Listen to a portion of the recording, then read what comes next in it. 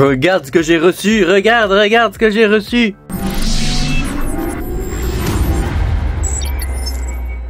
Bonjour les amis, je suis très content de vous retrouver aujourd'hui pour cette nouvelle vidéo où on va tester le Keystone 3 Pro.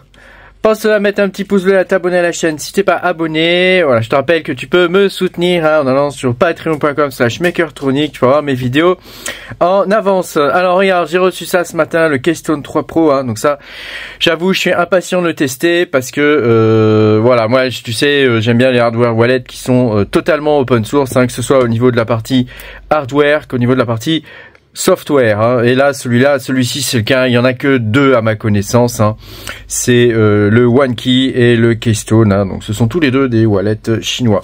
Alors on va regarder un peu comment ça se présente et on va faire l'installation ensemble et je vais vous montrer quel coin il supporte, etc. Donc voilà, on va tester tout ça ensemble. Je pense que on a un banger, j'aime bien le OneKey mais celui-là je pense que c'est un banger. Alors on y va, hop, toc, alors on va ouvrir déjà. Je te montre, je te fais voir le déballage. Moi, je suis pas un grand fan des déballages, mais je te fais voir le déballage pour que tu puisses te rendre compte de comment est le wallet. Parce que tu sais, au niveau des déballages, c'est important de voir comment c'est, tu vois, pour pas, au cas où ton truc, tu le reçois, qu'il a été ouvert. Tu comprends, c'est important de voir. Donc, les fonctionnalités de ce wallet-là, c'est un large écran, open source, que ce soit hardware ou firmware, donc ça pour moi c'est le plus important, parce que tu comprends, les wallets black box, les wallets qui sont des boîtes noires, le problème c'est qu'on sait pas ce qu'il y a dans le code, quoi. Donc il peut y avoir des failles, il peut y avoir des backdoors demandés par des états, tu sais, des choses comme ça, voilà, on sait pas. Donc alors que là c'est entièrement open source, donc si on veut on peut reflasher le truc et tout ça avec le code qu'on a compilé soi-même. Des éléments, des puces de sécurité, donc c'est des puces qui permettent de crypter les données. Une multiple seed phrase support, voilà. Fingerprint, donc ça supporte aussi le comme le Descent ou comme le l'autre là que j'ai testé, le OneKey, le OneKey Pro, il supporte la bio-authentification. Un mécanisme d'autodestruction. Alors ça c'est la première fois que je vois ça. J'avoue, je testerai bien. Voilà, au cas où quelqu'un essaie par exemple d'accéder à la seed phrase sur le hardware wallet, il va s'auto-détruire. Voilà, on peut l'utiliser aussi au format R, c'est-à-dire avec une caméra. Et puis voilà, après il y a des advanced features. Donc tu noteras ici au niveau de la boîte, il y a un scellé ici.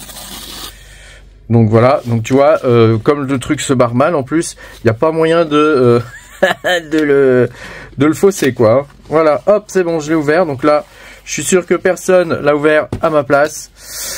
Hop, donc ça, voilà. À noter une chose intéressante, donc il me l'a envoyé gratuitement, pour que je puisse le tester. Une chose intéressante, c'est que quand j'ai donné mon adresse, ils font ça avec un système qui permet de supprimer mon adresse une fois qu'ils me l'ont envoyé. Ce qui veut dire que même pour nous, les youtubeurs ou les gens qui testent ce type de matériel, c'est sécurisé. Donc celui-là, je pourrais peut-être même l'utiliser. Tu sais que j'utilise jamais ce que je reçois parce que, tout simplement, ils ont mon adresse, quoi. Donc ça serait un peu débile, quoi. Tu vois ce que je veux dire. Or là, a priori, ça serait safe. Donc là, il t'explique les étapes. On va ouvrir. En tout cas, la présentation est chouette. Donc ça s'ouvre dans l'autre sens, comme ça. Toc. Et là, qu'est-ce que c'est que ça? Je ne sais pas. Je ne sais pas ce que c'est. Voilà, alors la boîte elle est comme ça. Donc ça se présente comme ça. Donc là il y a le hardware wallet. Donc effectivement, putain il est gros, Wow, sa mère comment il est gros. Tu peux pas le perdre celui-là, Donc là tu vois il y a des scellés, des choses comme ça. Donc là tu vois ça ils disent de l'enlever, on va l'enlever, Toc. Voilà, je vais le remettre là quand même. De toute façon, moi je peux pas les revendre après ces trucs là évidemment, puisque voilà. Donc là tu vois il y a le truc pour mettre le doigt et il y a une caméra pour te donner un ordre d'idée au niveau de la taille avec son plus gros concurrent qui est comment ça s'appelle, le OneKey Pro, je trouve. Je vais te montrer un peu la différence de taille. Hop, ça c'est le OneKey Pro, un peu crado d'ailleurs le mien. Et ça c'est ouais, il est un peu dégueulasse. Ça c'est donc le StoneKey Pro. Voilà. Donc tu vois, hein, ici il y a le lecteur d'empreintes, ici il y a le lecteur d'empreintes, il y a la caméra, il y a la caméra. Tu vois, on est quand même sur des appareils qui se ressemblent pas mal. Bon, OneKey c'est très sérieux, hein, et je pense que celui-là aussi. Hein. Donc là, on va ouvrir maintenant ce qu'il y a ici. Toc. Voilà, donc là on a le câble. Hein. Le câble USB, n'est-ce pas? USB-C vers USB-C. Hein. Tu sais, ils font quasiment plus l'USB-A hein, maintenant. Hein. T'as intérêt à avoir un PC quand même avec l'USB-C, hein, quand même. Hein. Donc là, qu'est-ce qu'on a ici? Keystone 3. Toi, je découvre en même temps que toi. Hein. Un multi-wallet, quick start. Voilà, vérifie your device, firmware update. Ouais, c'est ce qu'on va faire. Hein. On va vérifier le truc, on va faire l'update du firmware. On va créer des wallets et on va voilà, sélectionner le truc. De toute façon, on va aller voir sur le site déjà quels coins sont supportés. Et puis voilà, scan to install Unipass app. Voilà, donc ça c'est à scanner sur ton téléphone. Voilà, qu'est-ce qu'il y a d'autre ici? Thank you. Ah, c'est un truc pour voilà. Bon, ok. Voilà, bon, c'est toujours sympa, une réduction sur les, je sais pas quoi, sur les prochains achats. Toujours ça. Alors ensuite, qu'est-ce qu'on a là-dedans? Ça doit être les seed phrase, j'imagine. Turn packaging into drawer. Ah putain, c'est un truc que tu colles. C'est un truc que tu colles et ça te permet de coller ta seed phrase, mais sous les trucs quoi. Ah ouais, putain, c'est pas con. Hein. C'est pas con. Hein. Ah la vache. Alors ça, c'est la première fois que je vois ça. Hein. Donc en gros, c'est un machin qui te permet de coller ta seed phrase. Hein, donc c'est ça les systèmes de seed phrase. Alors par contre, bon, c'est tout écrit en chinois. Tout écrit en chinois. Chinois. Ah, anglais. Donc c'est les phrases mémoniques. Hein. Bon, pas de français, hein, évidemment. Hein. Pas de français. Donc ça, c'est 12 ou 24 mots, la seed phrase. Bon bah les gars, on va le brancher, on va l'essayer. Hein. Alors ça par contre c'est vraiment la première fois que je vois ça. Je pense que c'est un gel. Je pense que c'est un gel silicone adhésif. Alors là, j'avais jamais vu ça. Ça te permet de cacher ta seed autre part que dans un carnet, évidemment, parce que hein, il faut pas mettre ces trucs-là dans des carnets ou des choses comme ça. Hein. Hein. Imagine, on vient chez toi, on prend ton carnet, comment tu fais? Hein, donc bon, on stocke jamais des informations sensibles sur des carnets, des trucs comme ça. Jamais. Hein. Mais bon, je vous ferai une vidéo quand même pour vous expliquer un peu comment faire pour bloquer vos cryptos, même si quelqu'un vient chez vous, il pourra rien avoir parce que il faut parfois plusieurs semaines hein, pour débloquer les cryptos. Donc on va regarder comment tout ça fonctionne. On va passer sur le PC. Donc là, tu vois, je viens de le brancher à mon PC. Hein, donc la prise, elle est juste là. Regarde ce boîtier comme il est magnifique. Oh, il est trop beau. Alors tu vois, je viens de le brancher juste là. Et donc il me dit connect this device. Donc moi je vais faire approve. Donc l'écran est tactile. Hein, et puis on va voir ce qu'il me dit. Donc là, probablement il faudra faire la mise à jour de firmware et de trucs comme ça. Donc là on va choisir le langage. Donc moi English ça me va. Voilà, verify your device. Blabla. Start vérification. Visit website and start vérification bouton. Voilà. Hop. Scan QR code displayed on the website to get the device verification. Alors attends, on va le faire. Hein. Donc je me suis connecté sur l'adresse qui donne ici Case One Verify.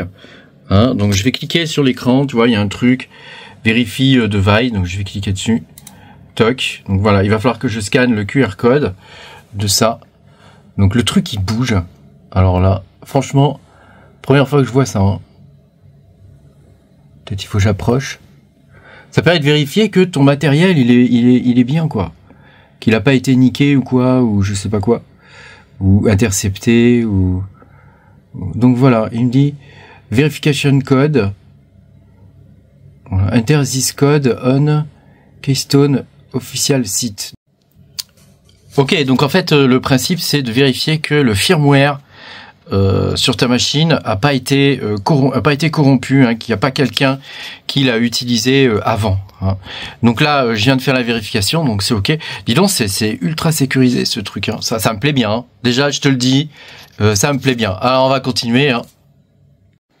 Donc nouvelle étape du truc, il faut mettre à jour le firmware.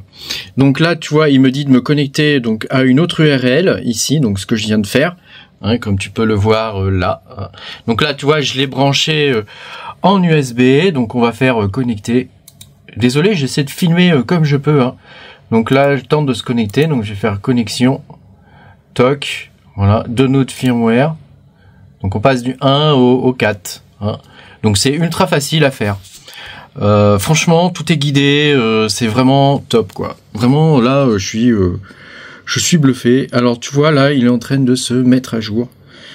Voilà. Donc bon, je vais pas te passer les pourcentages, on va poireauter le temps que ça se fasse. Bon bah les gars, le bignou là, il est en train de se mettre à jour, donc on va voir ce que ça va se donner une fois qu'il sera mis à jour. Tu vois, il est branché là. Voilà, donc j'ose pas trop le bidouiller là. Voilà, je sais pas si tu vois. Voilà, il est branché là. J'ose pas trop le bidouiller, comme il est en train de se mettre à jour. Mais voilà. En même temps, on va en profiter pour faire un petit tour sur le site. Toc, voilà, pendant que ça fait la mise à jour. Bon, il reste pas longtemps, remarque. On va rester regarder. 99, on va rester regarder ce qui se passe. Ça se trouve, il va se passer des trucs de ouf, on sait pas. Voilà, donc là, il a fini le téléchargement. Qu'est-ce qu'il me dit? Will automatically install the binu. D'accord. Bon, bah, le binu, c'est éteint. Voilà, et maintenant, il installe, tu vois, là, il installe. Donc, bah, écoute, ma foi, c'est cool. Franchement, pour l'instant, je suis assez bluffé. Je trouve ça vachement bien. Alors, pendant que la mage, elle s'installe, on va aller regarder un peu ce que c'est que ce truc. À savoir que la mise à jour, là, que j'ai installée, on peut le faire aussi via la carte SD, parce qu'il y a un port SD. Alors là, j'avoue, je suis étonné. Il y a un port SD sur le truc, donc ça... Donc, nous, celui qu'on est en train de voir aujourd'hui, c'est celui-là, qui coûte 149 $, et bah, ma foi qui est assez étonnant, je trouve vraiment très bien.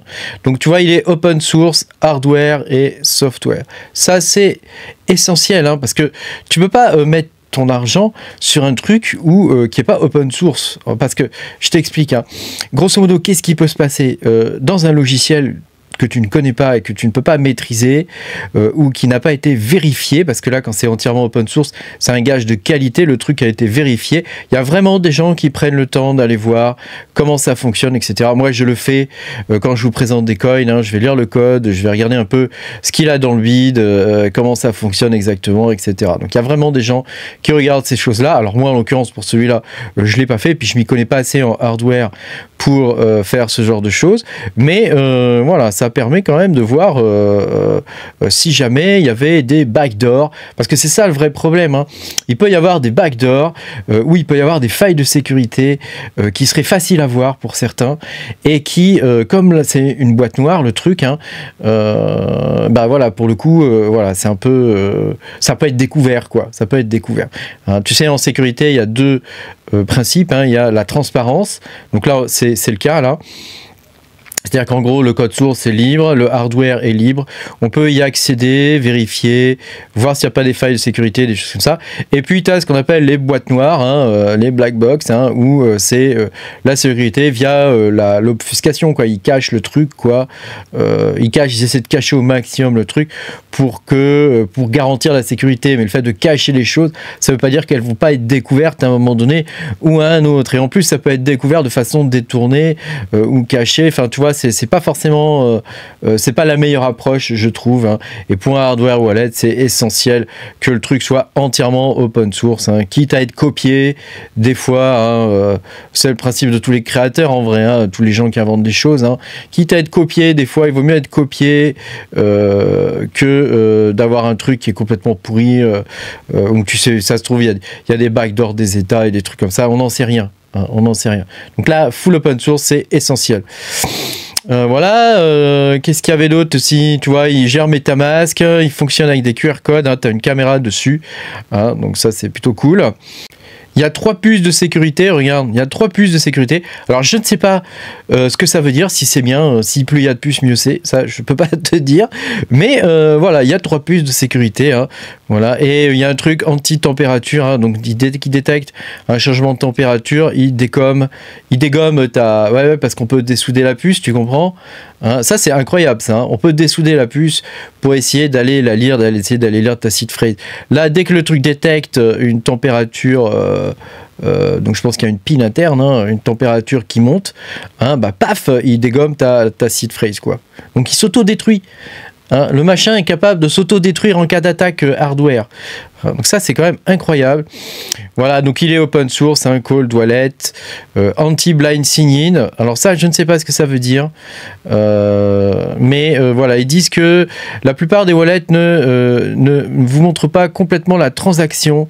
Hein, donc là, lui, avec son grand écran, et je confirme, hein, l'écran, il est vraiment... vraiment top, hein. Avec son grand écran, bah tu peux, c'est un vrai écran d'ordinateur, hein. Il y a une belle résolution dessus, c'est pas un truc de mauvaise qualité, tu sais, parce que des fois t'as des écrans quand même qui sont pas ouf quoi. Là, si je le compare à d'autres écrans que j'ai déjà vus sur ce type de wallet, c'est le meilleur. C'est clairement le meilleur, et franchement le prix est pas c'est pas cher pour le prix enfin pour ce que c'est, je trouve que c'est pas très cher, hein. Voilà, il est compatible avec plein... on va regarder les coins, hein, avec quoi il est compatible, hein. Déjà, au niveau des logiciels, il est compatible avec plein de trucs. Hein, Metamask, Rabi, tu vois, tous les trucs qu'on utilise. Solflare, hein, tous les trucs qu'on utilise. Et puis, au niveau des coins, on va aller regarder un petit peu ce qu'ils supportent, parce que ça, c'est quand même essentiel, hein. Donc, évidemment, Bitcoin, Ethereum, Tether... voilà, bon, tous les trucs essentiels, USDC, hein, je te rappelle que nous, USDT, désormais, voilà, il faut faire attention, Solana, Tron, Polygon, bon, bah là, tu as tous les gros trucs, hein. J'imagine que n'y a pas Kaspa, on va regarder, mais Kaspa, il n'y a que le, à ma connaissance, hein, il n'y a que le, donc Kaspa Mining, ça, je ne sais pas ce que c'est, mais, attends, mort. Mais est-ce qu'il y a Kaspa? Je vois pas Kaspa. Hein, ça, c'est embêtant, ça, quand même. Hein, il nous faut Kaspa. Ah, il y a du Wrapped Kaspa. Ouais, mais Wrapped Kaspa, c'est pas pareil, quoi. Hein, c'est pas pareil que de l'avoir vraiment tu vois, en coin, quoi, directement sur le wallet, quoi. Hein, ça, c'est quand même... Bon, il n'y a pas Kaspa, mais qu'est-ce qu'il y a d'autre? Est-ce qu'il y a Dinex? Bon, moi, je mine plus du Dinex, mais c'est par curiosité, quoi. Il y a du Dinex. Bon, il y a pas mal de coins, hein, qu'on a miné même, hein, je pense. Hein, voilà. Est-ce qu'il y a Monero? Est-ce qu'il est capable de gérer du Monero? Ouais, il y a du Monero. Bon, écoute, franchement, il est bien au niveau des coins. Il n'y a pas Kaspa. Voilà. Dommage, ça, pour Kaspa. Mais voilà, faut dire les choses, hein, telles qu'elles sont. Hein. Mais tu as tous les principaux coins... dont on se sert, en gros, hein. T'as tous les principaux coins dont on se sert, ce qui est quand même le principal. Après, voilà, Kaspa, c'est un peu dommage. J'espère qu'ils l'implémenteront rapidement. Donc là, les gars, il a fini la mise à jour. Donc, tu vois, il me demande de créer un wallet. Donc, d'abord, tu dois set un PIN. Ensuite, tu crées le wallet, là. Donc, tu dois lui donner un nom. Donc, il y a un petit clavier, hein, comme sur un petit téléphone, quoi. Voilà. Et ensuite, ici, tu choisis ta seed phrase, standard ou quoi, et puis voilà. Donc là, je vais pas filmer ça, hein, et puis je vous reprends après. Donc je vais essayer de vous montrer un petit peu à quoi ça ressemble au niveau des écrans. Donc tu vois, là, tu as les assets, hein, donc tu peux cocher des trucs, tu vois, tout ça. Et alors, c'est marrant, il supporte Cosmos, mais alors, il y a énormément de trucs sur Cosmos, hein. Énormément de trucs. Et là, au niveau des assets classiques, bah voilà, c'est comme ça. Donc là, par exemple, si tu veux du Bitcoin, tu veux recevoir du Bitcoin, hop, tu peux générer autant d'adresses que tu le veux, hein. Donc tu peux choisir, je sais pas moi, 10 comptes, tu vois, en bas, tu as une petite flèche, là, tu peux créer autant d'adresses que tu veux, quoi. C'est un truc de dingue. Et donc tu les reçois, donc tout sur ton hardware wallet. Hein, voilà. On va regarder aussi comment ça se passe au niveau des comment ça s'appelle sur le PC, hein, pour voir un petit peu le logiciel, comment il est. Donc je te fais voir, hein. Donc tu as un logiciel qui se trouve que tu dois installer sur ton téléphone pour utiliser ce wallet là, hein, il est AirGrapped, c'est-à-dire que alors avec mon super accent, il y a une caméra dessus, donc tu dois scanner sur ton téléphone ce qui apparaît comme adresse ici, hein. Quand tu veux recevoir par exemple du Bitcoin, tu vois, tu as un tu vois, attends, je vais essayer de te montrer, tu as un truc qui apparaît, tu scannes ça sur ton téléphone par exemple, et ça te permet de faire en sorte que ton hardware wallet ne soit jamais connecté à ton ordinateur en gros, hein, qu'on puisse pas te piquer tes fonds de quelque façon que ce soit. Donc tu vois, tu dois installer Nexus, donc j'ai pris le contrôle à distance de mon téléphone, j'ai cherché Keystone, hein, et donc le premier qui apparaît c'est ici, Nexus, Keystone Nexus, donc tu vois, on va l'installer, hein, donc je vais cliquer dessus, toc, installer. Donc là je te le fais en live, hein, tu vois, on va regarder et tout, comment ça fonctionne, hein. Donc le téléphone, il est là, hein, c'est un Samsung Galaxy S24 Ultra, et très bien, hein, très bien les téléphones Samsung, hein. Donc voilà, on va ouvrir, donc tu vois, hop, ça s'ouvre à côté, toc. Welcome to the Keystone Software Wallet. Ah, attends, on va essayer d'agrandir un peu le truc là, qu'on puisse y voir un peu mieux. Toc. Voilà, start protecting your asset. Vas-y, scan to connect. Donc, lorsque vous utilisez l'appli, vas-y. Scan QR code. To connect your Keystone. Alors là, ça risque de ramer pour vous, hein. Alors attends, hop. Donc là, il faut aller dans les paramètres de la Keystone, device setting. Alors je vais y arriver, hein, parce que c'est pas évident là ce que je fais, hein. Voilà, donc là c'est bon. Donc là tu vois, je fais next. Ouais, c'est pas évident d'arriver à se connecter au truc avec les deux mains en plus en filmant tout le bazar. C'est pas évident. Donc tu vois là, il faut que tu ailles en haut, tu as un truc, tu sais, tu as un bouton et tu dois aller dans Connect Software, c'est le menu là, tu vois. Hop, alors c'est vrai que tu ne dois pas voir grand chose. Et tu choisis Keystone Nexus. Hein, voilà, et puis c'est tout. Hein, c'est tout ce qu'il y a à faire. Voilà, donc là, évidemment, j'ai aucun asset. Hein, donc je pense pas qu'il va trouver grand chose. Mais voilà, là, il me dit qu'il est connecté. Hein, donc bon, évidemment, j'ai pas tout ça. Hein. J'ai pas toute cette thune. Ça, c'est le prix du Bitcoin. Moi, j'ai 0, tu vois. J'ai cru que j'avais gagné de l'argent, dis donc. J'ai cru que c'était ce que j'avais. Mais non, en fait, ça, c'est les... Attends, settings. Est-ce qu'on peut le passer en noir, hein, Keystone 1, Network, Language. Voilà, bon, sans surprise, il n'y a pas les trucs... voilà. Term of service, check for update. Wallet. Donc ça, on est bon. Hein, bon, je peux pas le passer en noir, apparemment. Hein, Network Management. Voilà, bah ça et là il reprend ce que j'ai mis moi sur mon truc quoi. Hein, voilà, donc ici tu peux voilà, Security Reminder, voilà, c'est les adresses BRC20. Voilà, ça te permet de contrôler les trucs et d'envoyer ou pas tes voilà, tout ce que tu veux faire quoi. Hein. Voilà, écoute, c'est pas mal, hein. Moi je trouve c'est plutôt bien fait. Alors au niveau du logiciel, c'est très simple hein, en fait à utiliser. Hein. C'est vraiment très simple. Hein. Ici, tu choisis le wallet, tu peux en ajouter un autre. Hein, est-ce qu'on peut ajouter des coins d'ici? Je sais pas. Hein. Je sais pas. Hein. Je pense que il doit le faire uniquement depuis le hardware wallet, hein, uniquement, hein, il me semble. Hein, je pense. Hein, ouais. Je pense. Bon, bah en tout cas, c'est très simple hein, l'application par contre. Hein.